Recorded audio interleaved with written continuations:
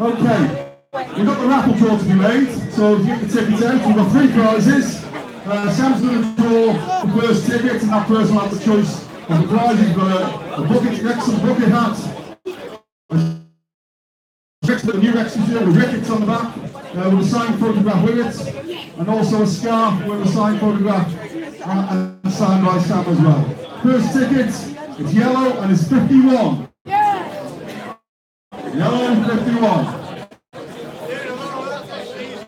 Have we got a winner? I'll take it anyway. Yellow 51. This reminds me of Mr. Bean's holiday.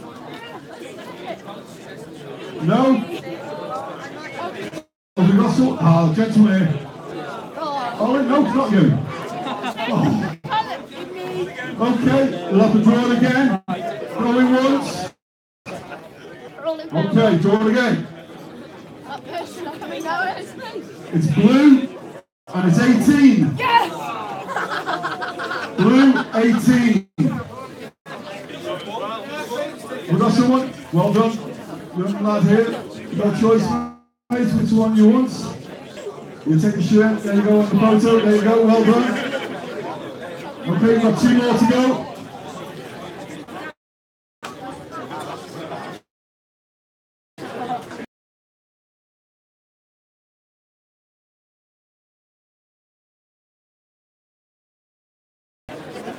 Thank you, we've got a winner at the back.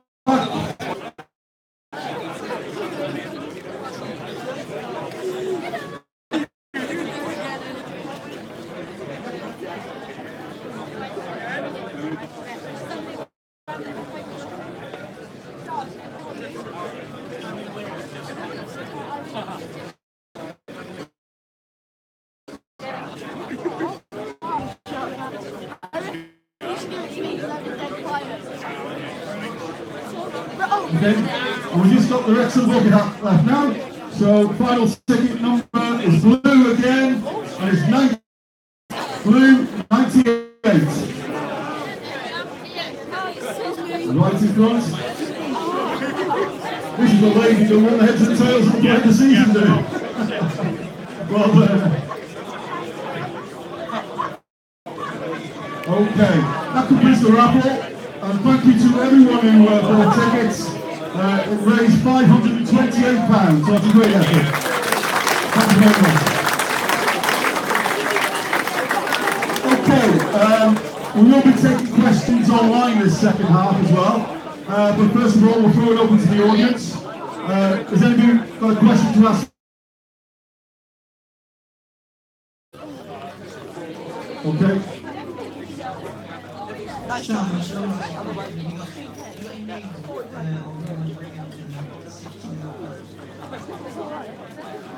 that again. Have I got any names of players? I have. I don't want to tell you because I'm as well. Yeah, I've got a list of people I'm watching, monitoring, someone speaking to, someone waiting to see what happens. But yeah, the process is underway now.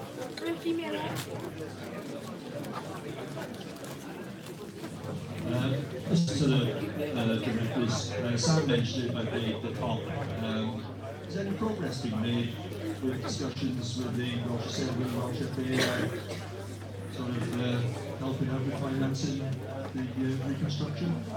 As everybody will know, some time ago we relaunched and talked about the potential of bringing the National Football Museum to North Wales. We've taken part in that process. We made a pitch to the consultants running that on behalf of the Minister responsible back in March. I think John Mills, myself and Gavin Jones were there on behalf of the club.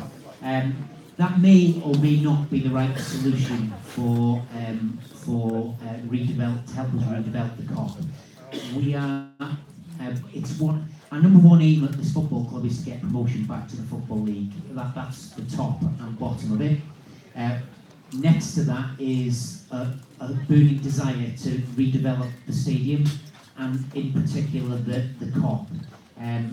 We are still talking to people about how we can facilitate doing that.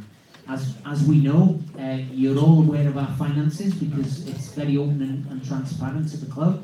So us being able to go out there and to purchase the land and then be able to knock down and build a new stand is at this point in time not on the table for us as a club. So we have to find another way. We're doing our best to find that other way, but we're not in a position where there's anything that we can share at this process. But rest assured, we are still beavering away on that behind the scenes. Can I? Oh, sorry, Pete, you got a question, yeah?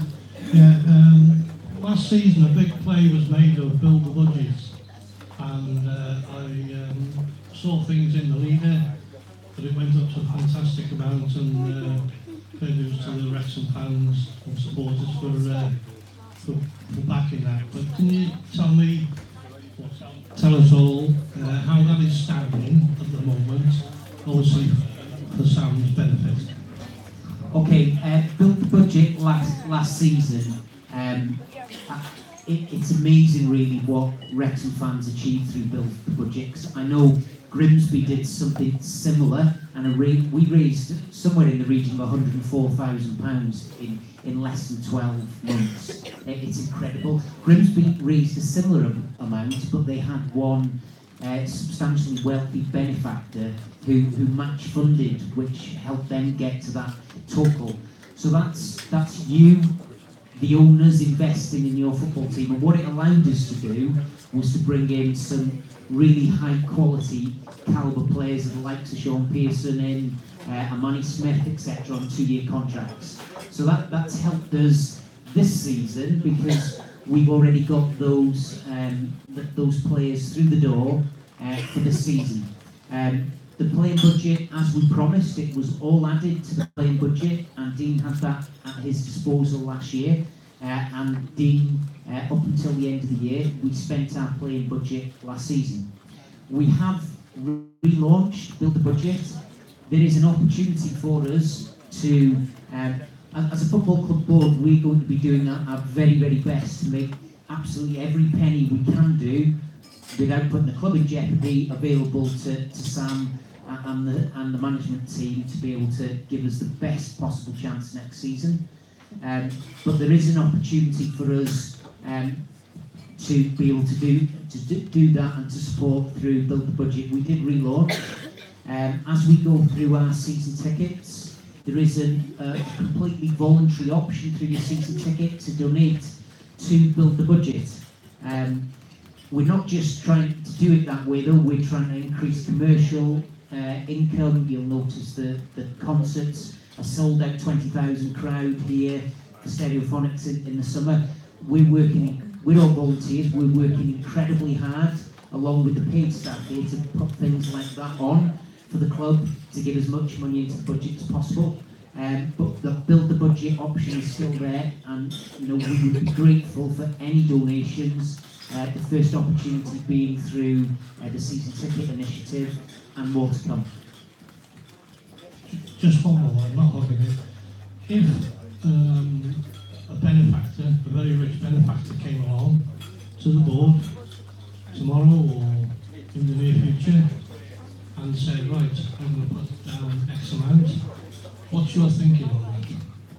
Well, what I think about it is absolutely immaterial. It's the members who own this football club, not me, or I'm a part owner, the same as everybody else, but I'm no more important, neither John or Phil, than anybody else in this room on that. So if somebody came in and said, we wanted to buy the club, ultimately, it's the members who decide. I'm not saying buy the club, I'm saying, like you mentioned, Grimsby, a rich benefactor. Oh, well, there's one towards. Yeah, no. Well, if you look at how the club is, right, over the last 6 years, we have had a rich benefactor, and it's you, the supporters. You've put in, we've all put in, we contribute to over £1 million worth of share capital, with not the expectation of a single penny returned. There isn't a better benefactor than that anywhere in the country. There might be richer benefactors, who've got deeper pockets than that. But we're all, we're all here for one thing and one thing alone, because we all love the football club. If somebody comes from outside the area, who, they find out, that we've made a profit for 3 years, and then decide, 3 out of the last 4 years, and decide they want to put money into the club, maybe people have had some suspicions about that. I don't know. But yeah, so as ourselves, if you think about what you've done as a supporter base, injecting 1 million of share capital into the club within 6 years, there's not many benefactors out there, especially not in LL11, who are going to be able to fund the club any better than that. There is one just the other side of Farndon, but we'll say no more. Just to finish off on that, one thing, if we did get someone returned with a lot of money, is anyone in the room? No. If they did turn up, the first thing we'd actually do is due diligence on them, to make sure they're not jokers, because we've had that before. We've had people basically said they want to put money in, we've gone out to meet them, they didn't exist. That's the first thing we do. Once we have that information, we pass it on to the membership. But again, it's like everything else. We're there basically to do that bit of work. Spencer? Emma? Just hang on. Emmy, you got the mic?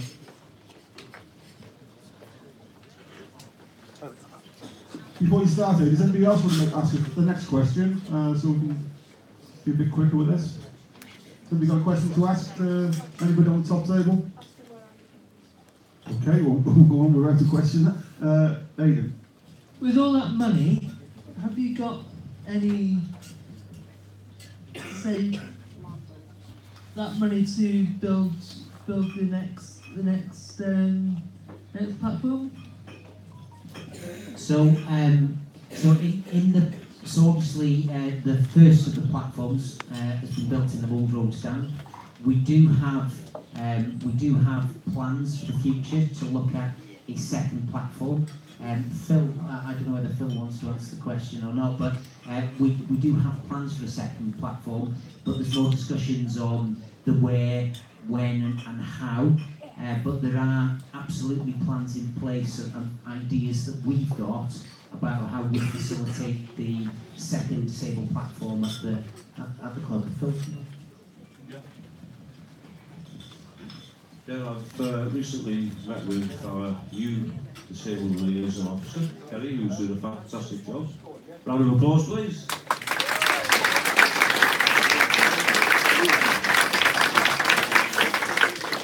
There is ongoing discussions regarding this second platform, but let's say at the moment, there's a lot going on around the ground, and with concerts and everything, we only have a short window to do work on the ground in the close season, and then obviously when the concerts are here, it's shut out for a couple of weeks. So it is something we're looking at, and we are going to have further discussions and see which way we're going to go with it.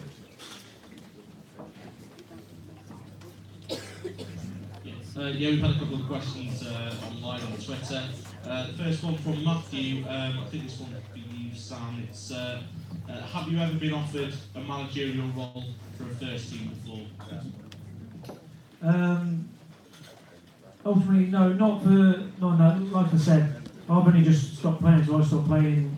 My contract finished 12 months ago. In that time, I followed advice, like I said earlier, from Brendan Rogers to just go down, spend a year with the youth team, very similar to what he did. He built his way up from under 9s all the way through, because he retired very young.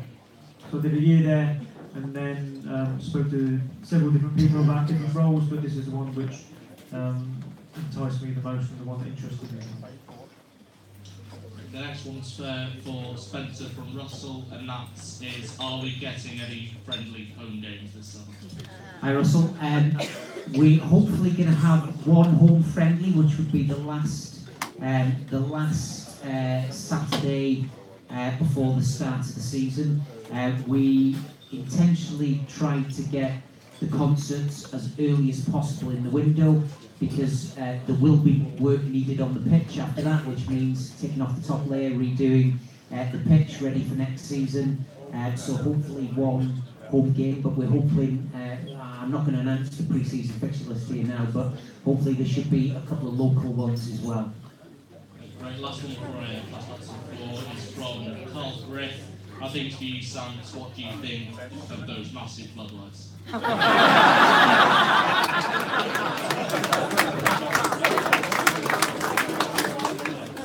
What I know about the floodlights is that last week when I was getting announced and I had some pictures taken, that there's an awful lot of pictures revolving around those floodlights.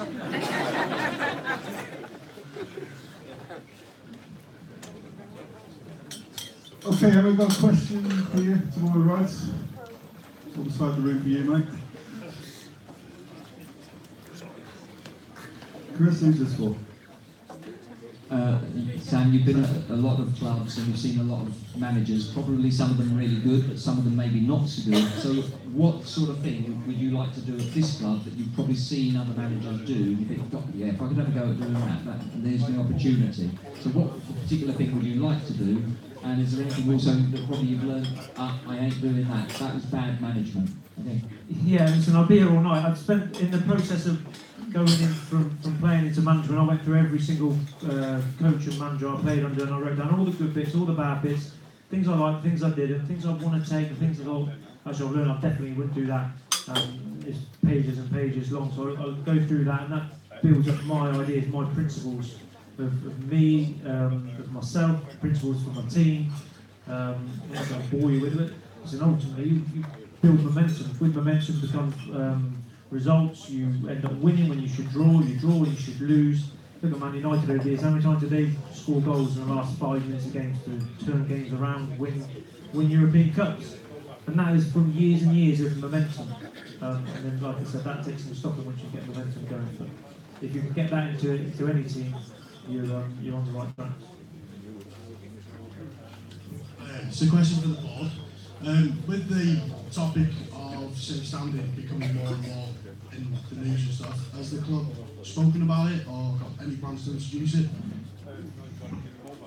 So, in terms of safe standing, this is a personal view, not the board's view, but if you look at what happens at grounds all around the country, then in large sections of stadiums people are standing, and actually safe standing is probably safer than the seated option in many parts of a ground. So when hopefully we get the opportunity to rebuild the Kop, then we'd love to consider safe standing being a decent feature of a redeveloped Kop. But you'll notice that there's you may be aware that there's a recent petition reached, I think, over 100,000 votes, which means that they have to debate it in Parliament. You know, I'd like to hope that, you know, a sensible answer will come of that, which is safe standing is safe standing is what it says on the tin, which is safe standing and should be allowed in football. They've got it at Celtic, you know, why not everywhere else? I'll just add to that, it's also throughout Europe, and especially Germany, where it's worked absolutely fantastic, and you know, I'm certainly one to be fighting to get safe standing here if we do get and Shrewsbury do it as well. And Shrewsbury have got a small section there which has just been they've been given permission for. Yet West Brom were turned down despite Shrewsbury giving permission. It's bizarre, absolutely bizarre decision. But as Spencer says, with a petition which is online on the FSF website, if you go on there, you can sign the petition as well. Okay, gentleman over there, got a question? Okay, yeah, cheers. Everyone seems to be saying, why aren't the club doing this and why aren't the club doing that? I came season ticket holder for this first season. My brother's been coming for years and years, bringing his kids and everything. I've met some amazing people here over this last season. And the last 2 home games, we were eligible for the playoffs. Where were the crowds? So everyone's mouthing off about why don't you get the Kop built, why don't you do this, why don't you do that? Why aren't the fans turning up when the team need them more than anything?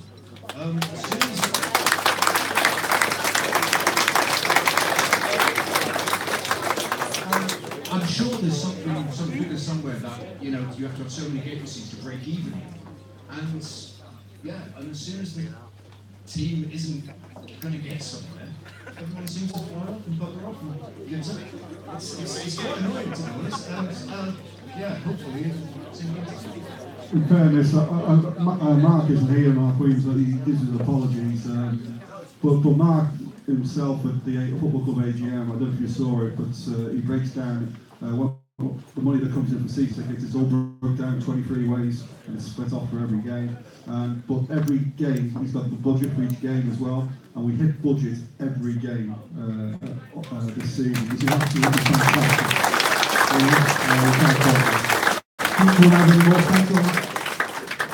Yeah, the support this past season has been absolutely fantastic. We know there was a lot of disappointment at the end of the season, and I can understand why you make the comment that, you know, I do understand it, and I can understand why you make the comment. But if you look at the support this season, it has been tremendous. But there was disappointment at the end of the season. Let's hope that we can start getting momentum again at the start of next season and do at least as well in the stands, if not better.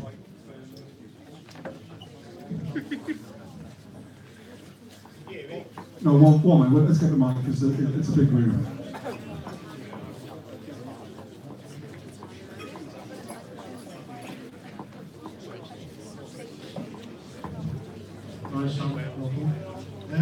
With your contacts in the game, I assume being a Welsh squad executive, games executive, and to the board, what is the likelihood of any Wales games coming up here? Because yourself, you're sick, you're tired, and to travel to Swansea from Cardiff to watch a game. It's about time the club put their foot down and got the game back up here for a change.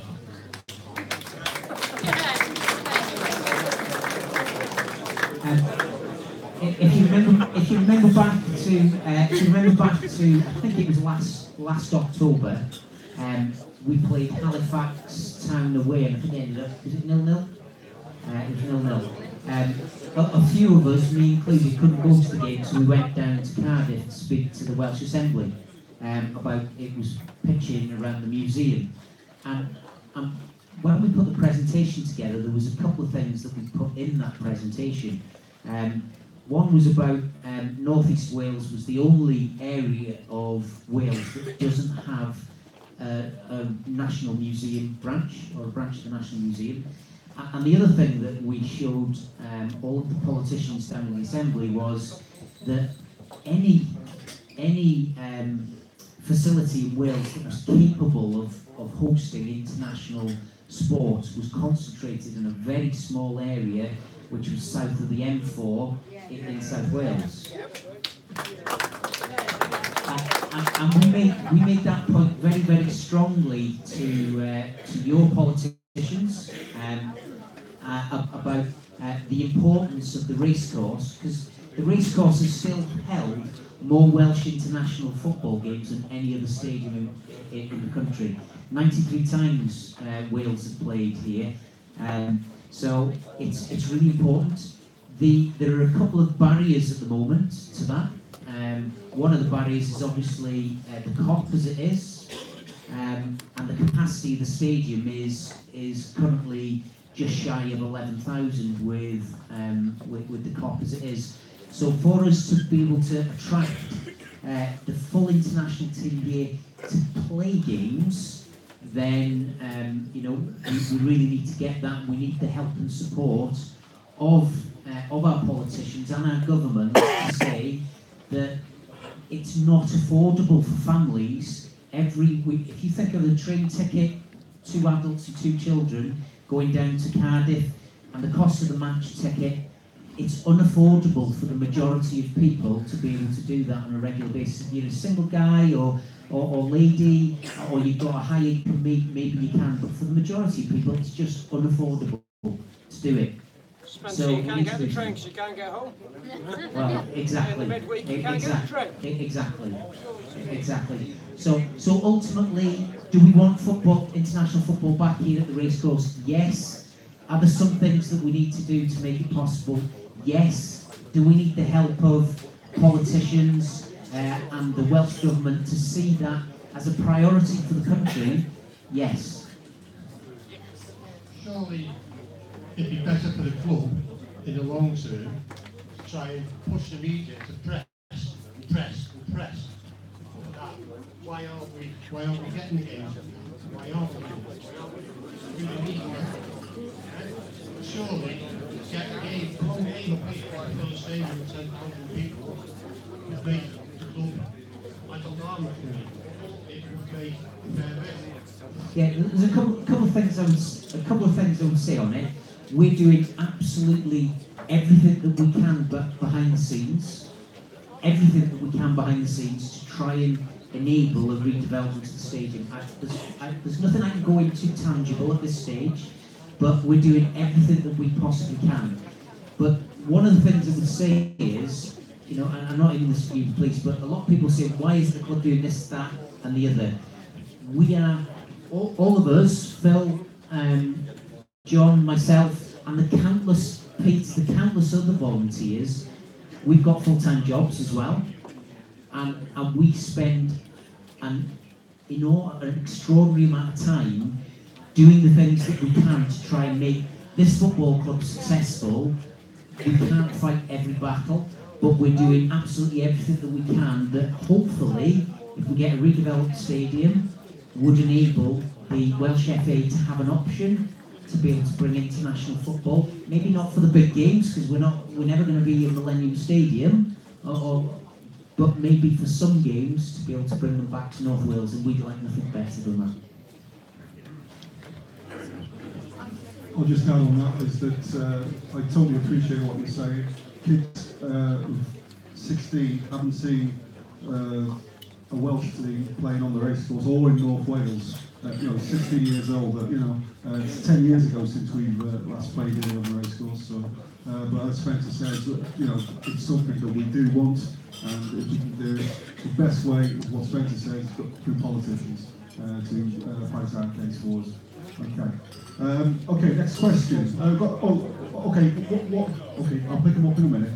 Just on the stage there.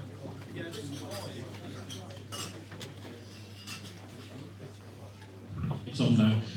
This is a question for the board. Spencer, you just commented on finances and how much it costs to go down to South Wales.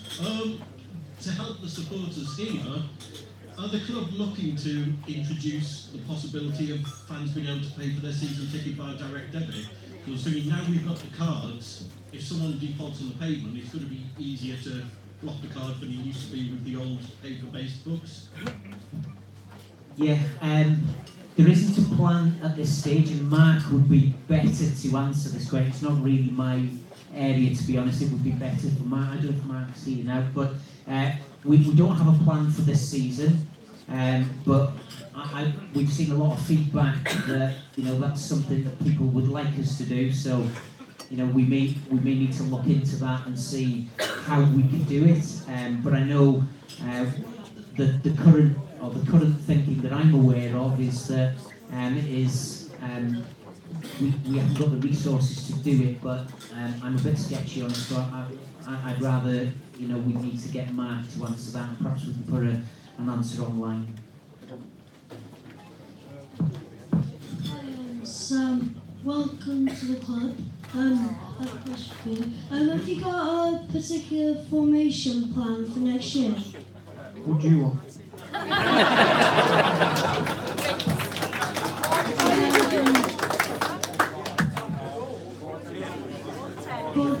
4-3-3. There we go, 4-3-3 then next season.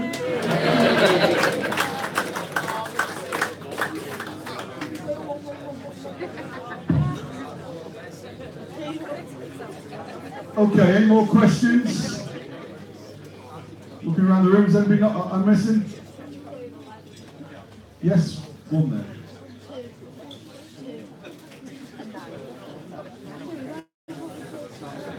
Question for Sam. Do you put value in analysing the opposition? Not every manager we've had recently did. So, and if so, who do you think are the strong teams next season? Yeah, I think you need to first and foremost, get yourself sorted. If you're not sorted, don't bother about watching everyone else. So get yourself sorted. Yeah, you do watch your position because you need to know what you're playing against. Who you're playing against. What is their particular strength? Are they very quick up front? Are they good at the back? And you try and work out pick holes in their team. Like I said, first and foremost, you get your first team sorted. But yeah, definitely watch your position. Definitely understand what their weaknesses are. For argument's sake, if their left back is right-footed, you just let him have the ball and shut him down from the inside and make him use his left foot. So there are obviously an advantage to be made. So yeah, definitely looking to take every advantage you can. Who's going to be the best teams next year? Really hard to tell. I think there's so many teams spending money trying to compete. It's like the Premier League who's going to be the best team next year. But regardless of that, it's the same again. I look at myself, look at us. Let's see where we are, and let's see if everyone else can hopefully keep up with us. Okay, last couple of questions then. Have we got any more? Yeah, over here to my right, Emma's making you. I'll come back to you in a minute, James. Sorry, I didn't see you now. One for Sam. Signed a contract. Yes. But yeah. I've not heard you say where you want to be in 12 months' time, 2 years. How long is this plan going to take to get us out of this? It's going to be as quick as we can. But it will come back round to the start. I'm not being negative, I'm saying we're here to get promoted. That is what the club's aim is. We are now got foundations in place to build success and sustain success more than. There's no point going up and coming straight back down. You're going up and trying to keep that momentum going. So within 3 years you go League 2, League 1 Championship. It would be brilliant, wouldn't it? But we're not in that situation where, look at Pep Guardiola, what was his thing? He wanted to win the league. It took, he had world-class players, it took him going to spend another 250 million to win the Premier League. So, you know, he had a process in place as well. It took him 2 years. I'm not going to say 12 months, I'm not going to say 2 years. It will be as quick as what we can possibly do.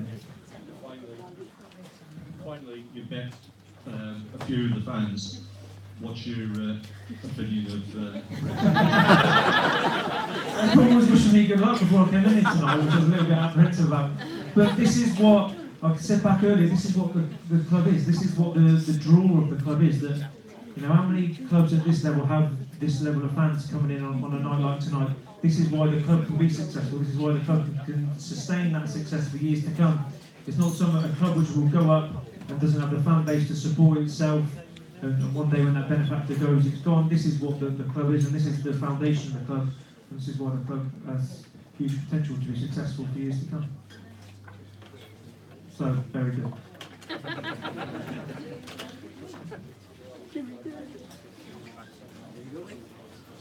What do you think of Chester?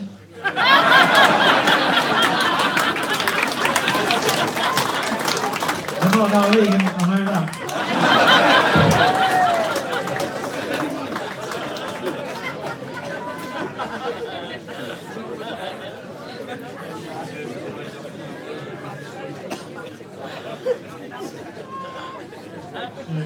Question for the board, really.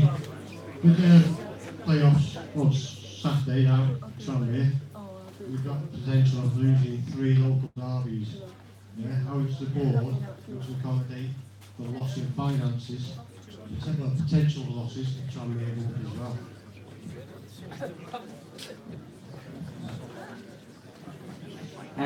Well, if you look at the league over the last few seasons, actually, it's sort of migrated quite a bit with more and more Southern and London-based teams in it. So not only does that impact you from a away fans perspective, it also increases your travel costs as well. But we generate. You all know where we generate our income from. And we do everything that we can to generate as much money as we possibly can into the club, increase the turnover where we can so that we can produce and give as much money to the first team manager as possible to get us on the pitch. If we can achieve the same level of support next year, that would be absolutely fantastic.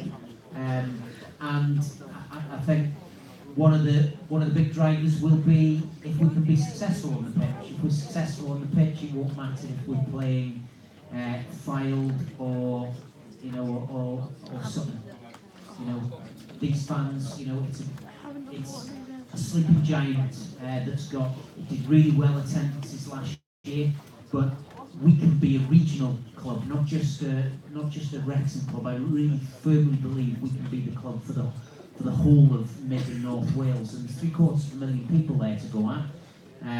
So I think there's endless development possibilities for the club when we get it right.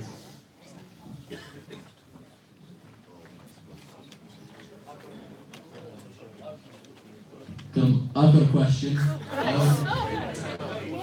So Sam, you've said you've seen a lot of the inner workings of a bunch of clubs. How does our setup at the club rate against some of the ones you've seen? Well, I think what the club here is well, repeating myself, we've got really good foundations. As if the club's secure.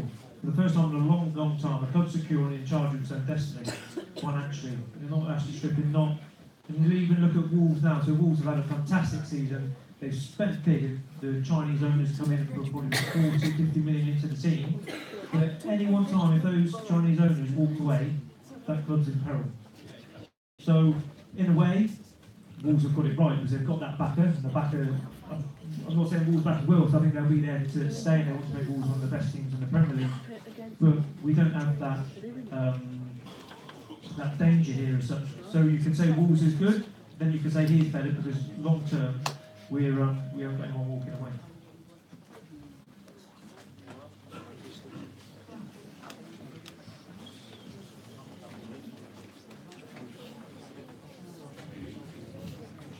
Looking at the statistics on the various players we've got, we had last season,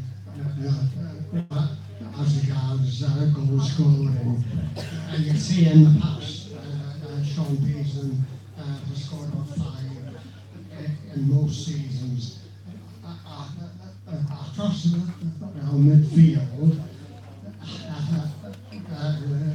looking at everybody's statistics, hardly any of them have scored goals consistently across the midfield.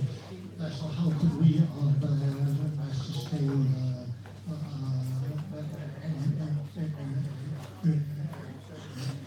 effective promotion there? Have we had scoring of maybe 1 or 2 Olympic players who scored goals? I'm sure we would have reached the playoffs. Yeah, I think for the team to be successful, you can't just rely on one player. You need all the forwards to contribute, the fielders to contribute.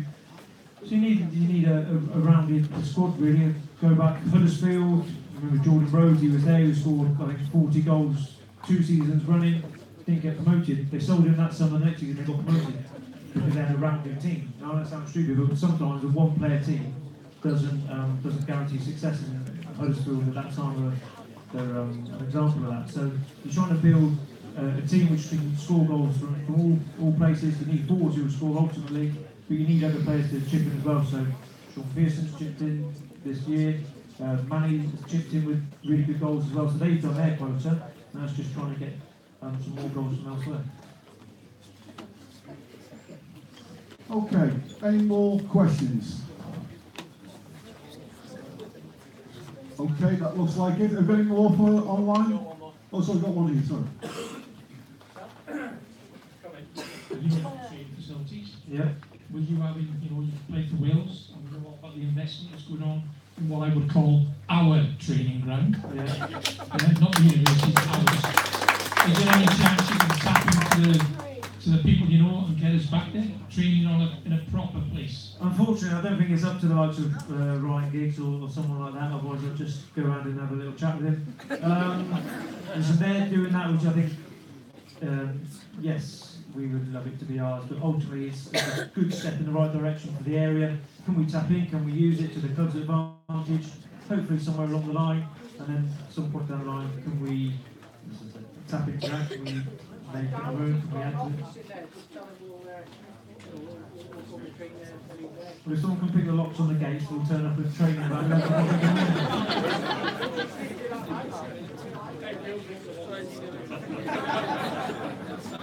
Okay. Have we got any more questions online, Carl? No? Okay, that's it then. Just like to say a huge thank you to tonight for doing a good, absolutely great tournament. But also, big thank you to Sam Ricketts.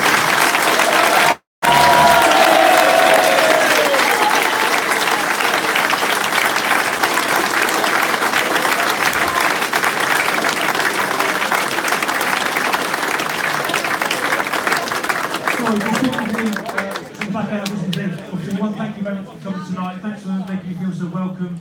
There will be times this year when we will need you more than ever. I can guarantee we won't, well, I like to be wrong, I can guarantee we're not going to win every game, like the gentleman was saying there. That's the time when we need you more than anything. At times I know we need to give you something to support, and I want to create a team that you want to come and watch, want to support. And there's times when we might be a goal down, we might be 2 down. Then this is where a club of this size, when you get behind the players out on the pitch, you can turn that round for us. So listen, it works both ways, but I need to give you a team that really do as well.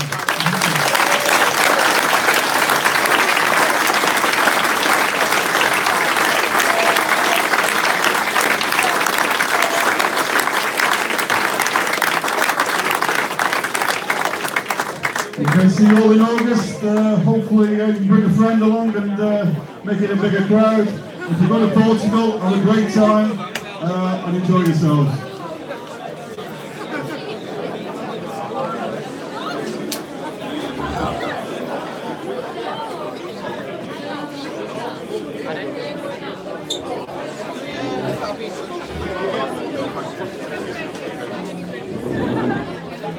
Very well done. It's real then.